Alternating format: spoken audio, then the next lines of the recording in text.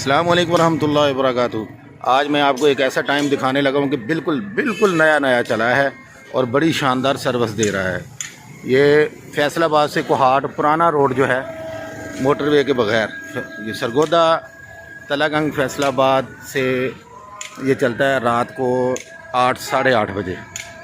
और अल्लाह के फजलो करम से ये सरगोदा से रास्ते से ये खुशाब और कट्ठा पहाड़ी के रास्ते से ये तलागंग पहुँचेगा और तलागंग से फिर पिंडी घेब, जांड और कोहाट।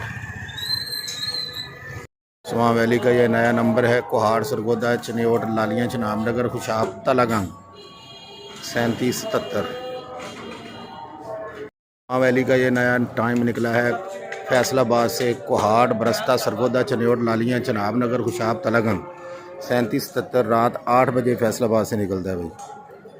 पिंडी घेब के लिए भी जाता है, ये कोहाड़ तोड़ जाता है। अस्सलाम वालेकुम रहमतुल्लाहि वबरकातुहू।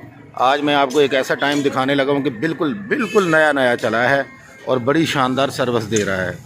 ये फैसलाबाद से कोहाट पुराना रोड जो है मोटरवे के बगैर, ये सरगोदा तलागंग फैसलाबाद से ये चलता है रात को 8 साढ़े 8 बजे। और अल्लाह के फजलो करम से ये सरगोदा से रास्ते से ये खुशाब और कट्ठा पहाड़ी के रास्ते से ये तलागंग पहुँचेगा और तलागंग से फिर पिंडी घेब, जांड और कोहाट।